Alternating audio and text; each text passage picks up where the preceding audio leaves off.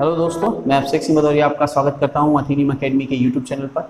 और हम लोग अपना जो टॉपिक स्टार्ट कर रहे हैं, इससे पहले वाले लेक्चर में हम लोगों ने उस न्यू टॉपिक स्टार्ट कर दिया था। वो टॉपिक था हमारा रसायन विज्ञान का आवर्त सारणी, यानी तत्वों का वर्गीकरण।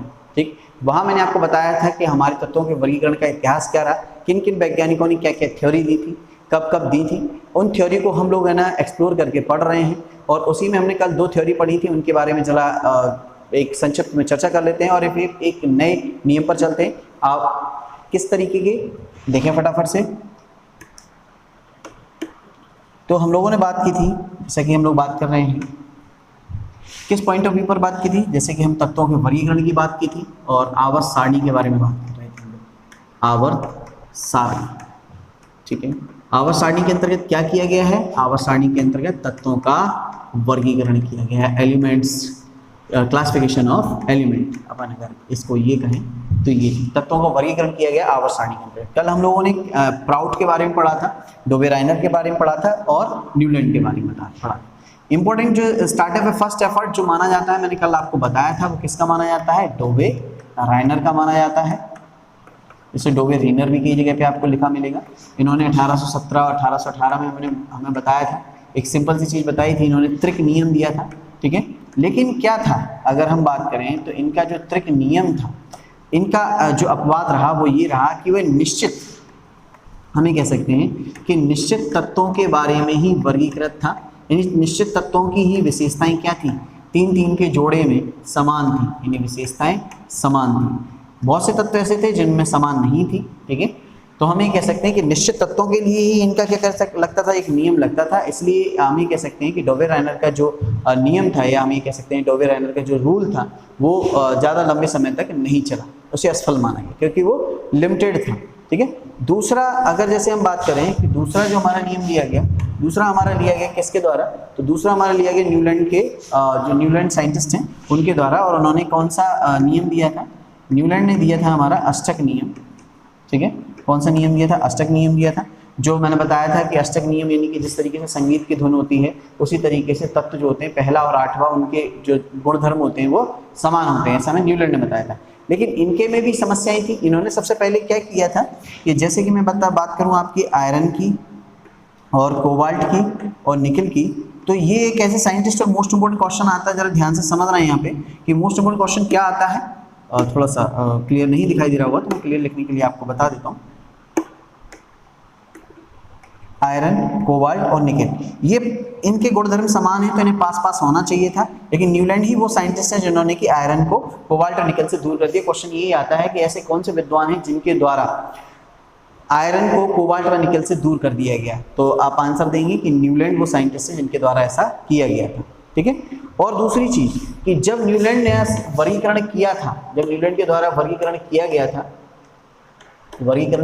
था, तब तक कितने तत्वों की खोज हो चुकी थी? कल मैंने बताया था आपको, तब तक 56 यानी 56 एलिमेंट्स थे, उनके बारे में पता लगाया जा चुका था। जिसमें पहला आपका क्या था?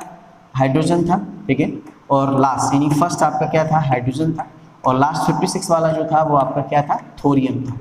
कौन सा था? थोरियम था। इन तत्वों के बारे में पता लगाया जाए।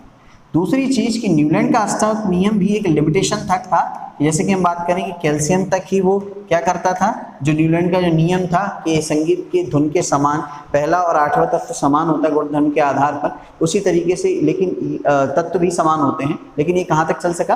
कैल्शियम तक चल सका। क्लियर?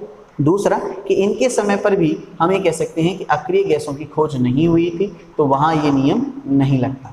इसलिए ये नियम क्या हुए? लिमिटेड समय तक ही चले। फिर इनके बाद जो हम कहते हैं कि महत्वपूर्ण हमारा जो अपन ये कह सकते हैं वर्गीकरण किया गया, इन तत्वों के वर्गीकरण के बारे में बताया, वो आपका 1869 में। अब हम चलते हैं, ये हमारा पिछला कल तक का था। अब हम आज जो चलते हैं, जो हमें पढ़ना है, तो आपके तीसरे साइंटिस्ट जिनका नाम बोला जाता है मेंडलीफ, ठीक है।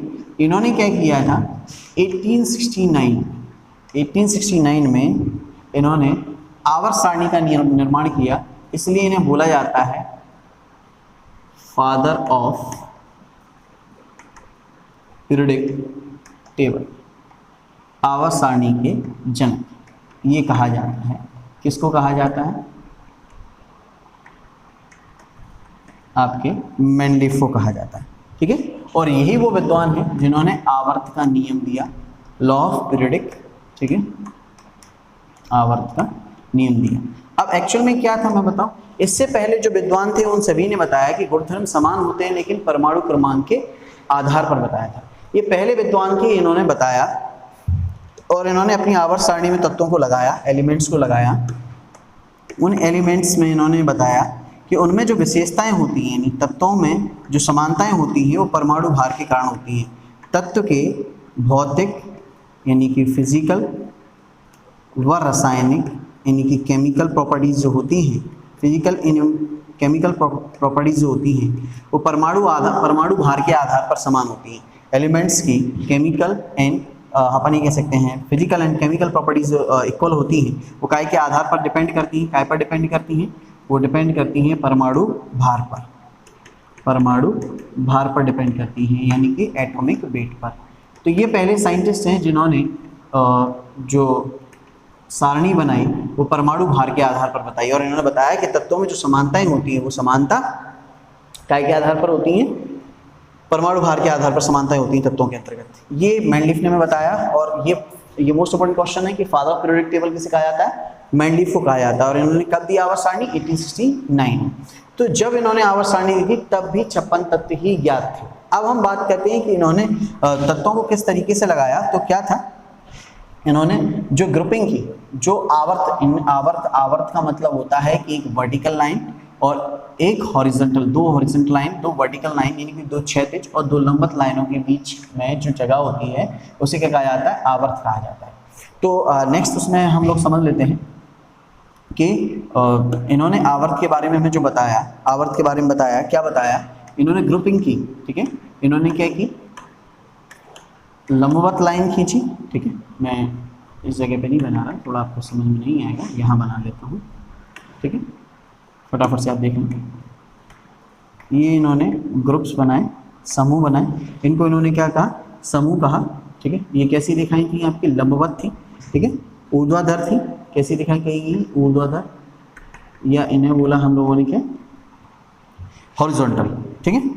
और इसको इन्होंने बोला ग्रुप, समूह,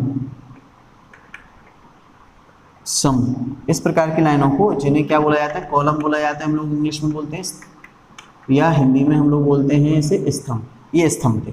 फिर इन्होंने क्या किया, क्षैतिज लाइनें खींची, ठीक है, यानी कि अपन कह सकते हैं वर्टिकल लाइनें खींची। इनको इन्होंने क्या बोला, क्षैतिज लाइनों को इन्होंने बोला आवर्त।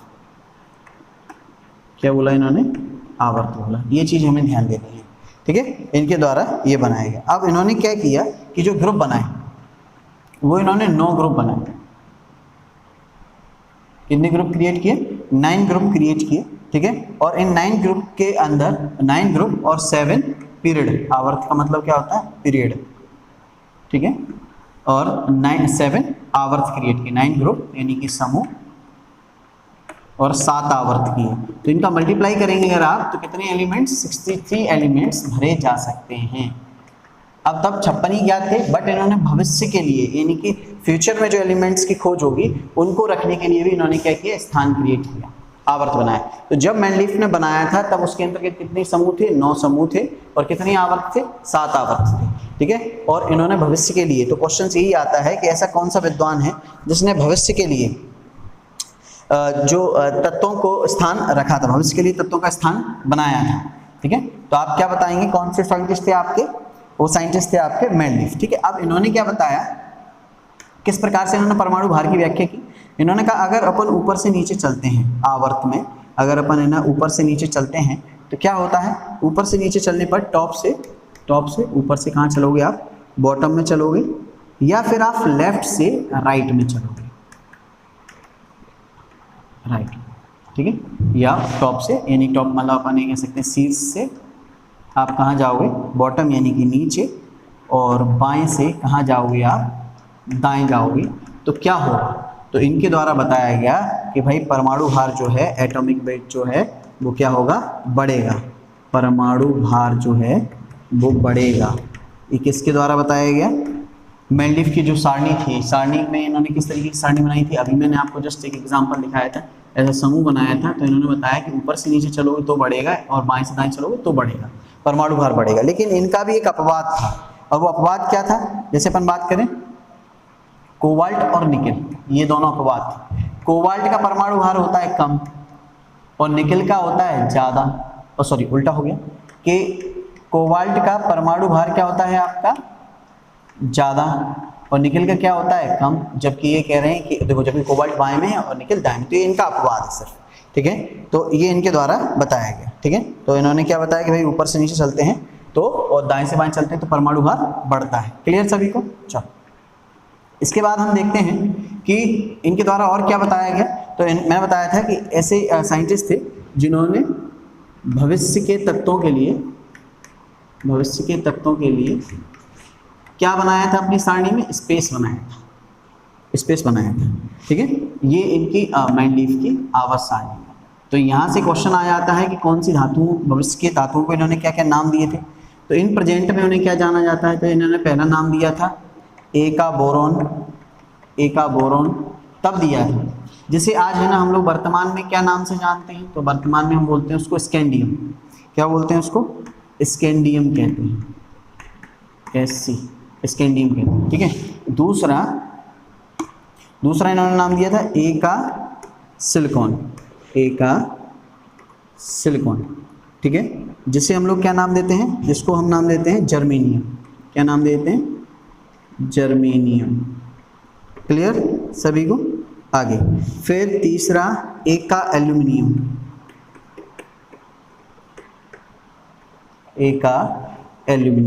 ठीक है, जिसे हम नाम देते हैं गैलियम Ga, ठीक है। और चौथा इन्होंने 4 भविष्य की धातुएं बताई थी। ए का मैग्नीशियम, जिसे क्या बोला गया था? टेक्नीशियम, ठीक है। क्या बोला गया था?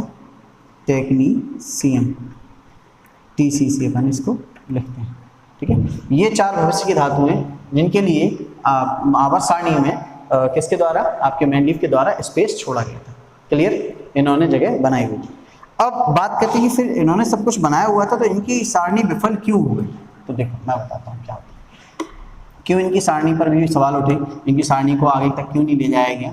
तो देखो मेंडलीव के द्वारा बनाई गई जो सारणी थी वो किस चीज़ की व्याख्या नहीं कर सकी। मेंडलीव के द्वारा बनाई गई सारणी आइसोटोप के बारे में व्याख्या नहीं कर सकी, क्योंकि आइसोटोप के रखने पर जो मेंडलीव की आवर्त सारणी थी वो काफ़ी कॉम्प्लिकेटेड हो रही थी। अब हम बात करते हैं कि सर आइसोटोप क्या होते हैं। इनको बोलते हैं हम लोग समस्थानिक। आइसोटोप समस्थानिक यानी कि हम ये कह सकते हैं कि जिनके परमाणु क्रमांक तो क्या होते हैं? समान होते हैं, लेकिन इनके परमाणु भार अलग अलग होते हैं। क्योंकि मेंडलीव ने क्या किया था? परमाणु, फिर से ध्यान सुनना, आइसोटोप क्या होते हैं? परमाणु भार समान बट परमाणु संख्या अलग। सॉरी, परमाणु भार अलग, उल्टा हो गया। परमाणु भार अलग और परमाणु संख्या समान। परमाणु भार क्या होता है? परमाणु भार होता है अलग और परमाणु भार क्या होता है? समान। तो परमाणु भार अलग होगा तो आपको अलग अलग जगह पे रखना पड़ेगा अकॉर्डिंग टू किसके? मेंडलीव की आवर्त सारणी के हिसाब से। जैसे कि एग्जांपल ले लेता हूँ, एग्जांपल मैं आपको समझा देता हूँ। जैसे आपने सुना होगा 1H1, 1H2, 1H3, तो 1, 2, 3 परमाणु भार अलग है। इनको अगर हम रखेंगे तो जो आवर्त सारणी है वो बहुत ज़्यादा कॉम्प्लिकेटेड हो जाएगी। तो आइसोटोप्स के कारण ये आइसोटोप के बारे में नहीं बता सके। आइसोटोप जो था इनमें के परमाणु भार अलग अलग थे, समस्थानिक थे, तो उनको आवर्त सारणी में नहीं रख पाई है, ठीक है, उसके बारे में व्याख्या नहीं कर पाई है, ठीक है। तो हम ये कह सकते हैं कि समस्थानिक को और क्या कह सकते हैं कि प्रोटॉन सेम होते हैं और न्यूट्रॉन जिनके क्या होते हैं? डिफरेंट होते हैं, ठीक है, डिफरेंट होते हैं। वो क्या कहलाते हैं? समस्थानिक कहलाते हैं, ठीक है। यानी कि एटॉमिक वेट जो होता है, यानी कि एटॉमिक नंबर जो होता है वो क्या होता है? सेम, यानी कि Z इज इक्वल होता है सबका। और लेकिन A जो प्रोटॉन प्लस न्यूट्रॉन यानी कि A जो होता है उसमें क्या होता है? डिफरेंस होता है। वो क्या कहलाते हैं? आपके समस्थानिक कहलाते हैं। क्लियर? ठीक है। तो उनकी ये व्याख्या नहीं कर पाए। और भी आप ले सकते हो, जैसे समस्थानिक C6 अपन 12 ले लेते हैं, 6C13 ले लेते हैं, 6C14 ले लेते हैं। तो परमाणु भार इनके क्या हुए? सभी के अलग अलग हुए और इनकी परमाणु संख्या क्या है? समान है। तो इनको मेंडलीव की आवर्त सारणी में क्या नहीं मिला, स्थान नहीं मिला, आइसोटोप के कारण ही मेंडलीव की आवर्त सारणी क्या मानेगी, विफल मानेगी। क्लियर, सभी को यहाँ तक क्लियर हुआ? ठीक है, तो ये थे आप अपन बात कर सकते हैं कि मेंडलीव के द्वारा जो आवर्त सारणी बनाई गई थी, मेंडलीव ने आवर्त सारणी इस समय बनाई थी, तो मेंडलीव की आवर्त सारणी के द्वारा बनाए गए कुछ नियम थे। ठीक है, क्लियर यहाँ तक सभी को? तो मेंडलीव की आवर्त सारणी आपको क्लियर समझ में आई होगी कि किस आधार पर उन्होंने अपनी आवर्त सारणी बनाई थी, कब बनाई थी, कितने तत्वों के बारे में बताया था, कौन सी भविष्य की धातुएं बनाई थी, ये सारे क्वेश्चन आपके क्लियर होते हैं एक छोटे से वीडियो।